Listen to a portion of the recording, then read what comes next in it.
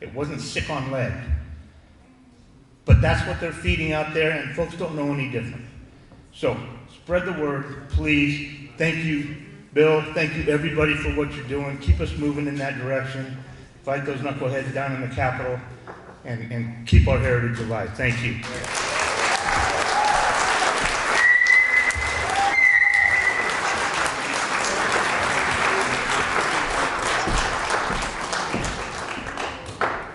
Thank you, John D'Agostini. I told you he was the best sheriff in the state. Anybody argue with that? Right? I think the entire Houndsmen are moving to El Dorado County like next week. He's retiring. Well, we got a good one coming in too. We'll talk about that in a bit. Hey, I want to introduce our last speaker. Now, as John mentioned, as I mentioned as well, I've had the pleasure, I call it a pleasure, of working in the state capitol for 30 years, right? Our numbers right now in the state capitol, we are woeful. When I talk about conservative numbers, we are woefully out of balance.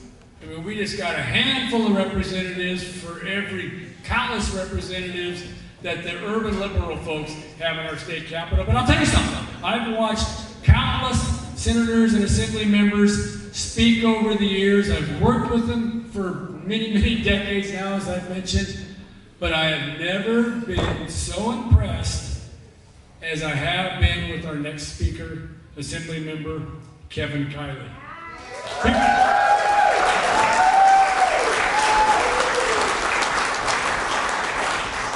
And I mean that from the heart. Kevin and I have talked before about we're outnumbered when it comes to hunting and shooting, and 40 million people in California, and we sell 270,000 hunting licenses. That's how out of balance that is.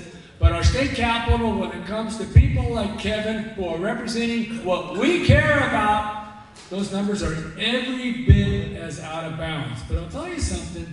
You watch this gentleman speak on the floor. He doesn't care if he's outnumbered 100 to 1.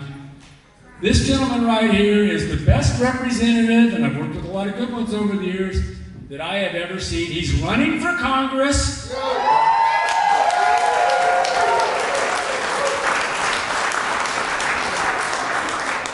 And for heaven's sake, we need him back on Capitol Hill. If you live in his district, by all means, give him your vote and talk to everybody you know and tell them to give him your vote as well. So, Assembly Member, come on up.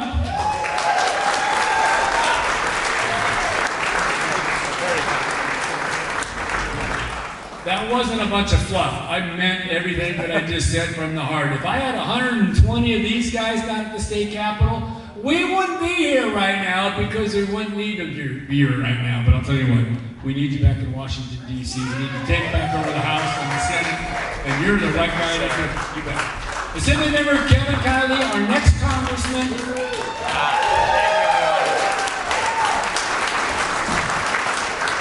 I think that's the best introduction I've ever had. Bill, can I take you on the road with me as I travel through the 10 counties of this district? Wow. Well, I'll have more to say about Bill in just a moment, but I have really appreciated our opportunities to work together to fight the insanity at the Capitol and to fight for what tonight is celebrating, a conservation celebration, conserving the natural beauty of our state, our heritage, as the sheriff was talking about, our way of life. You know, we have crazy politics in California that quite frankly are ruining a lot of things in our state, but we absolutely can't not let it ruin the natural beauty of this state and the way of life and the heritage that we've built here. And it's because of the work of people like Bill and all of the organizations that are represented here today that we have been able to maintain that when the sort of gravitational pull of our politics is very much in the opposite direction. And so, you know, I've been dealing with this at the Capitol in this area, among many others, for a little while now. And I was thinking when Sheriff D'Agostini was talking about how, you know, those who are not familiar with hunting in all of its aspects, the cultural aspect, the social aspect, the environmental aspect. By the way, my last event I was just at, one of your hunting buddies told me they need dates for duck hunting. So just come to that. One of my last event, I was told to tell you that they're still looking for dates for duck hunting. So I just remember this, literally an hour ago. But for those who don't appreciate that, I got a very clear example of that. I think it was my second year in the legislature. And I did a bill, I wrote a bill for free hunting day. And so this is something that actually some other states have done. They've got it in Wisconsin. It works very well. The idea is that you declare a couple free hunting days every year where someone, maybe a young person, can go out with an experienced hunter who is licensed, even if they don't have the license, and get a feel for it, and maybe learn to take a liking to it, and then maybe go through the process of getting their own license. And so actually, there was already a law on the books that allowed for this. What the law that had been passed, I think it was maybe 5-10 years earlier, said is that the secretary, the park secretary, may declare 2 free hunting days every year. Well, guess how many free hunting days had been declared in the 5 or 10 years since then? They had exercised that discretion to declare no free hunting days. And so I had a bill to change that may declare to shall declare. So we would have one each season. I forget which 2 seasons we landed on at the end. But it would have been 2 a year. So I took this bill to the first committee, and guess what? It passed. We got it through the first committee. The what is the committee? The Parks, Water, Parks, and Wildlife. That's the one. I think you guys were sponsors of the bill, right? It was 10-3 vote, 11-3, something like that. We had a few just sort of really, really far left people who want nothing to do with anything to do with guns or anything like that, and they just vote no on everything. But we actually got some Democrats to support it. So then the bill goes to the Appropriations Committee, and it gets put on the suspense file, which for those who follow the Capitol are very familiar with this suspense file. What this is the place where good bills go to die. So pretty much any bill of any significance goes there, and then they just sort of pile up as the year goes on. And then on one day, the chair of the Appropriations Committee decides which bills go forward and which bills die. It is the least transparent process you could possibly imagine. And so the chair of the committee, well, I don't need to name anyone's name, but it was a woman who authored a lot of very bad bills, including AB 5, if you're familiar with that. She was the author of AB 5. She was a very powerful legislator because she got to decide basically whether everyone's bills died unceremonious deaths or move forward and had a chance of being passed into law. And so the process, and this was only my second year in the legislature, so I was still getting used to the process. What you actually have to do is you have to go and meet with this person, the chair of the Appropriations Committee, and beg and plead her to let your bills out. So I had 6 bills that year that were on this suspense file, and I had to go and meet with her and tell her why, each of these bills deserved her, an act of grace for her to move them forward. And so I'm going through them one by one, and I get to Free Hunting Day, and I start to explain what it is, and she literally rolls her eyes and says, "That's enough, I'm killing it, on to the next bill." Wouldn't even hear me out about how we had an environmental coalition that was brought together with the Second Amendment Coalition, about the role that hunters play in stopping poaching, about how the licenses would generate additional fees to allow for conservation efforts. None of that, didn't even get the chance to say it. The prejudice was so deep, this legislator from San Diego, that she just immediately wrote it off, and the bill was dead. So we still haven't had any free hunting days in California, sadly. But that is the sort of atmosphere that we're dealing with at the state capitol. So the way that Bill has been able to stand up and represent the various associations who are here today to at least in our region maintain the conservation efforts that we have is truly a Herculean feat. And I've tried to take that same approach in my time in the legislature on these issues and all others. Because, yes, we are dramatically outnumbered. The actual numbers on the Republican side are 19 out of 80 right now in the Assembly. It was a little better when we first got there. And that was what I was always asked when I first ran for the Assembly, is how the heck are you ever going to get anything done as part of the super minority, or now the super duper minority, or whatever you want to call it. But it is true that it turns out when you are willing to stand up and fight and have some principles and knock back down, you can actually get quite a bit done no matter how outnumbered you might be. And so I've actually had a number of bills passed and signed into law, even some by Newsom, if you can believe that. He's my constituent, by the way. I know he almost moved to El Dorado Hills, but he lives in Fair Oaks. So I don't think I'll be getting his vote, frankly, come the election. I'm certainly not getting mine.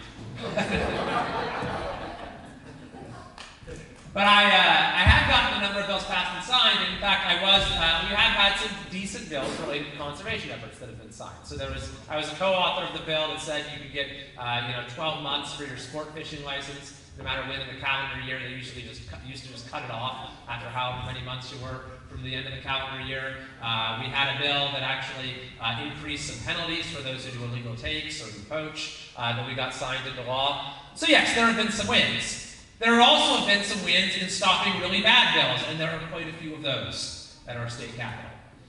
There was actually the rarest of things this year. We had a win against an anti-Second Amendment bill.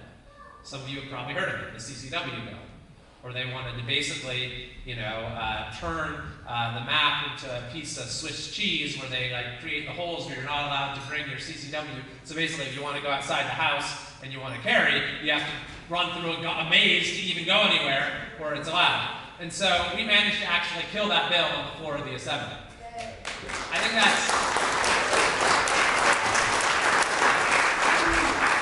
think it was actually a good year killing really bad bills. There were a lot of really bad ones to pass, but for those who followed all these crazy COVID bills they had, the very 4 worst of those bills, we killed each and every one of them this year.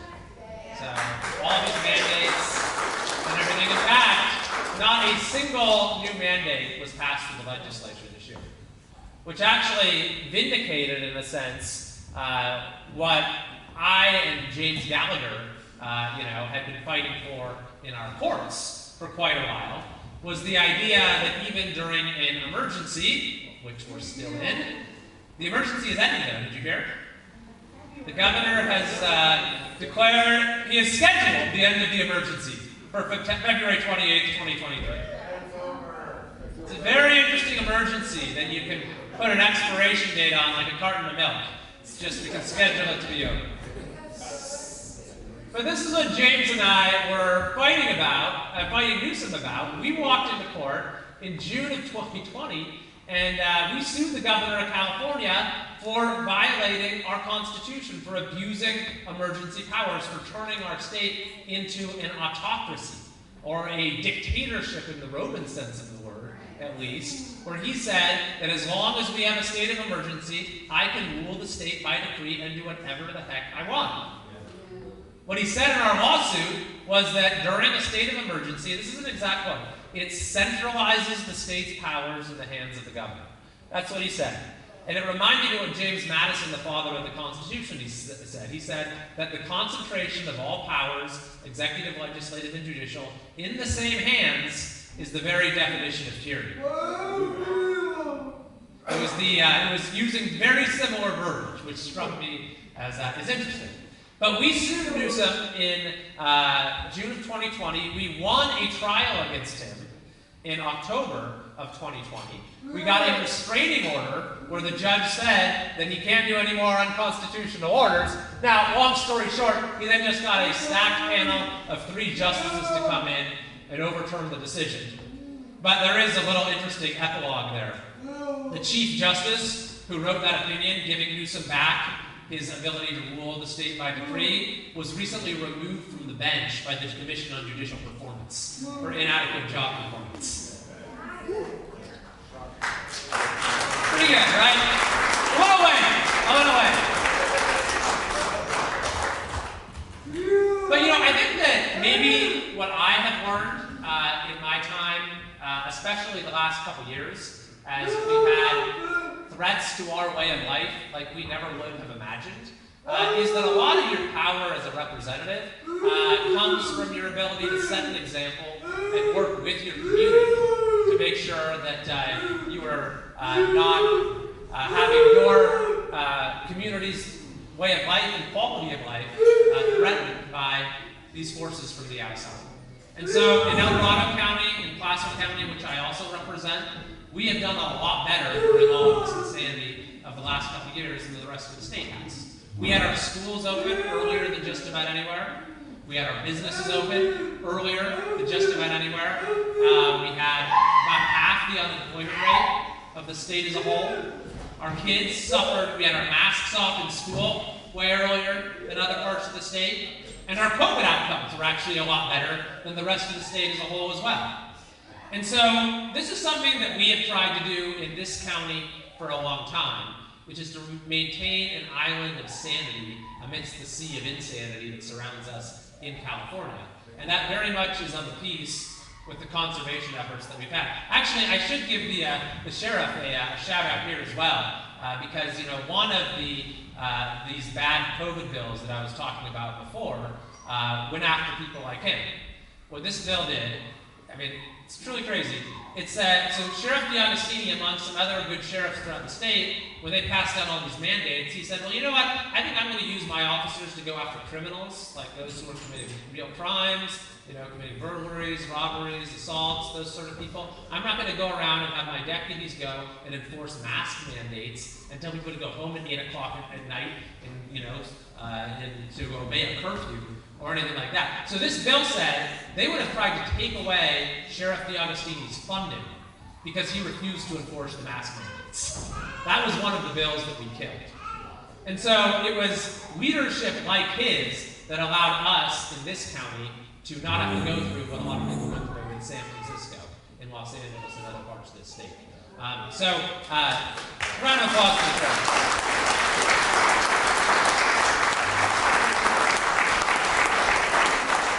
So we are in the midst of an election, and we've got 18 days to go, and I'm running for United States Congress for large parts of El Dorado County and 9 other counties. And, it was a difficult decision for me to run after having served at the state level, because, we still have so many battles left to fight here in California. But the main reason I decided to run for Congress and to be the representative for many in this room in Congress is because I see everything that has gone so haywire in California is now happening to the rest of the country. We have a governor who says California is a model for the nation. That's what Newsom says. Model for the nation. He said California is the roadmap to success for the Biden administration. And that's exactly what we see happening. Look at everything that's going on right now. The inflation. We've had high cost of living here for a long time. The open border, which, did you see they just released the numbers last night? The border crossings, illegal border crossings. They refused to release these numbers for September, and so they finally released them at like 9 o'clock on a Friday night. It's an all-time record for illegal border crossings. But we've been a sanctuary state in California for years. The out-of-control crime we're seeing across the country, we've had George Soros VAs here for a long time. And you can just go down the list. And so in this election, I think as a country, we face a really important choice, which is, are we going to continue down the failed path of California, or are we going to return to the founding principles that have made America the greatest country in the world?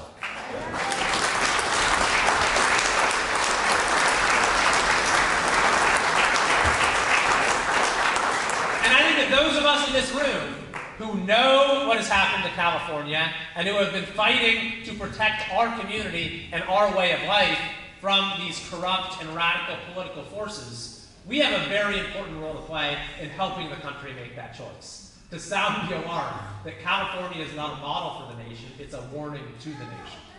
And I do think, I am very optimistic with 18 days to go, that this really can be a watershed, where we chart an entirely different course as a country and as a state. And so I want to thank everyone here who is involved in your own way, in fighting for sanity, in fighting for our heritage, in fighting for our way of life.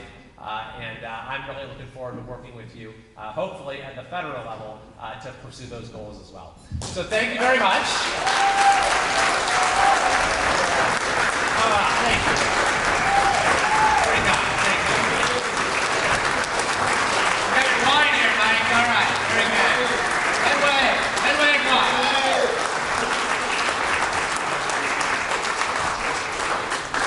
So shifting gears just for a second, taking off my sort of, that wasn't too political, okay, it was pretty political hat, and putting back on my state assembly hat here. I wanted to just take a moment to recognize Bill for his 30 years of service. I mean, I've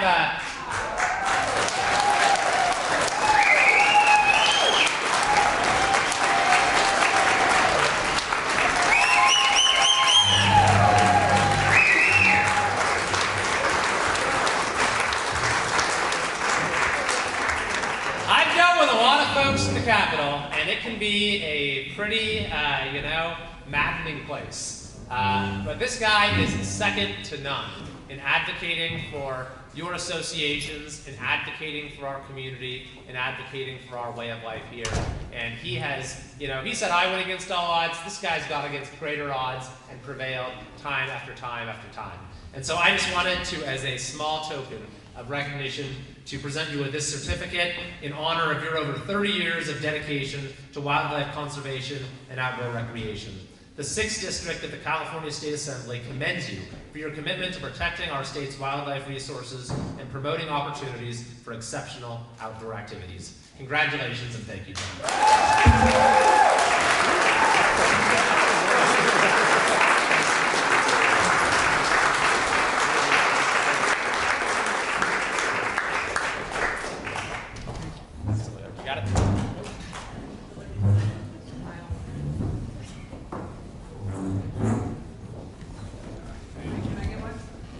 Oh, we got somebody might go there. Yeah, right.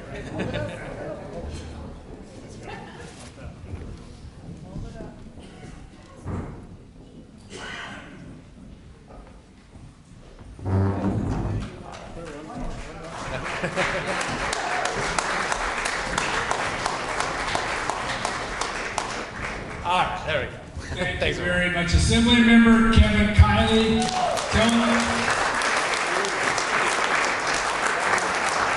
We need him on Capitol Hill, so let's get him there. Okay, now we're running behind schedule, so I'm going to try to speed things up.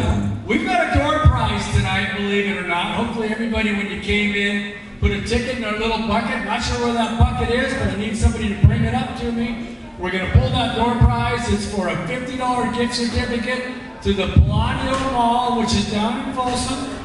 So we're going to give that away as soon as that comes up. In the meantime, we're going to close the silent auction in about 5 minutes. So if you're bidding on something over there, you better get over there and protect your bid, because we're going to close it in 5 minutes. So somebody let me know when 5 minutes is up, because I don't have my watch with me. You got it?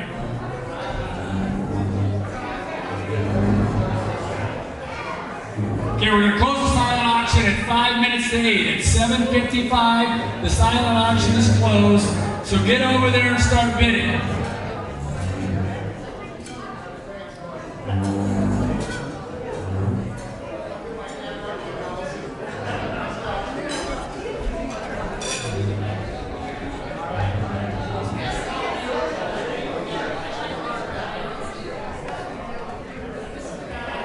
I'll go find a bucket in the meantime.